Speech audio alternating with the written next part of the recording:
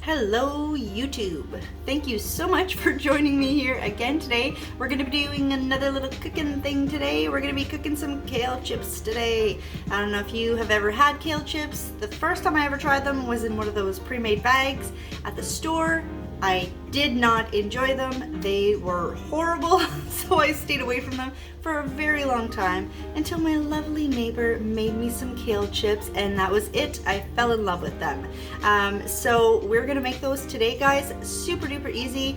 I'm gonna be baking mine in the oven, but I know you can also put them in a dehydrator if you prefer to do that way. No limits, guys. Let's do this.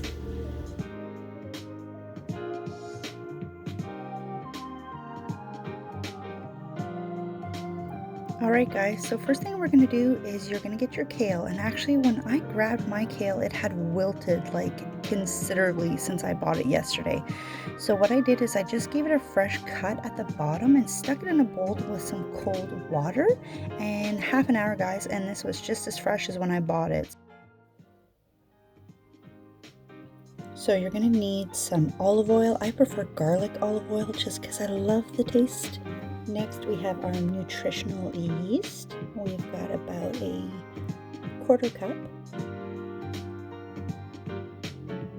And then we've got half of a teaspoon of onion powder. And we're going to use about a half a teaspoon of borsari as well. So what you're going to want to do guys is grab a knife and you're just going to kind of place it flat against the kale, and you run it along to separate the leaf from the stalk. You don't want to eat the stalk, it's very hard and it doesn't taste the best. So you're going to end up with these larger chunks, and what you're going to do is you're actually going to break these up. So you kind of want the pieces of kale to be about the size of your hand, because they are actually going to shrink considerably while they are cooking in the oven. So I usually like my pieces to be like at least kind of the size of my hand. You can have them smaller as well. They tend to kind of crumble up a little bit. Those tiny ones tend to be my favorite. Alright, probably the most important part about making kale is massaging the kale. So I did this for like a good 5 minutes at least, let it rest for 5, and then did it again for another 5. Then you're going to pour on your olive oil and you're going to do it again, probably for another 3 minutes. It doesn't have to be for too long, but you want to make sure that that oil is really incorporated into all of them. And the more that you massage it, the better that it's going to taste. It just really helps to break down the kale, and it makes the taste so much better once you've got it really incorporated and full all over your hands as well.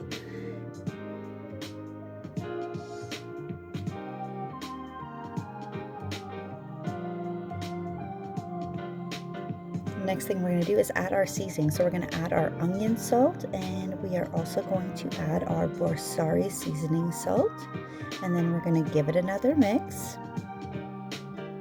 And then we're going to add half of our nutritional yeast. I like to do it in sections. I do half and then I'll give it another mix again, and then I will add the other half and mix it again. Now warning guys, this stuff will stick to your hands like crazy. So I tried to do this part with a large fork, but kind of squishing it into it as well. Like you're not being too delicate with it. So we're going to mix that all up, the second part of the nutritional yeast.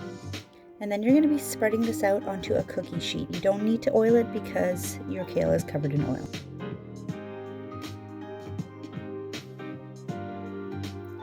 I realized that I had too much for one pan. And this recipe, guys, will often depend on how large your chunk of kale is, because sometimes you have a huge amount of kale and sometimes you don't. So I like to always add just a little bit more on the top of my borsari in my grinder. And I sprinkle on just a little bit more nutritional yeast because I love it.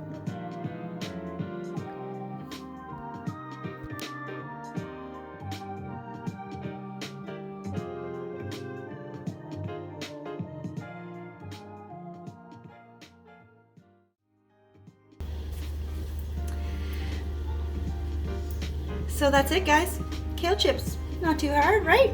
And then you've got your delicious little snack. I wanted to show you guys just how crunchy these guys get. So here we go.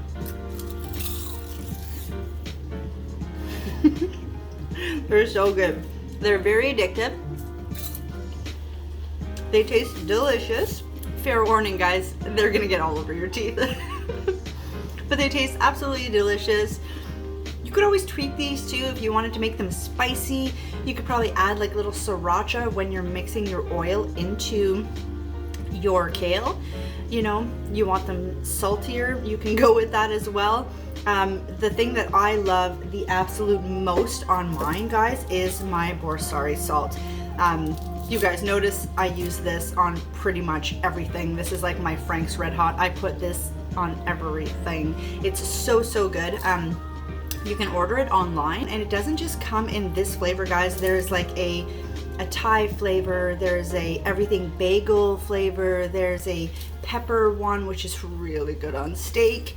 I digress. This is not what we are supposed to be talking about. But anyways, this stuff will make pretty much everything you cook much better. It's just delicious. All right, guys, so that's it for our kale chips. I really hope you guys enjoyed them. Try them out, because if you've only ever had the ones in the prepackaged ones in the store, no good, man. Go with these. You'll be munching all day. Bye, guys.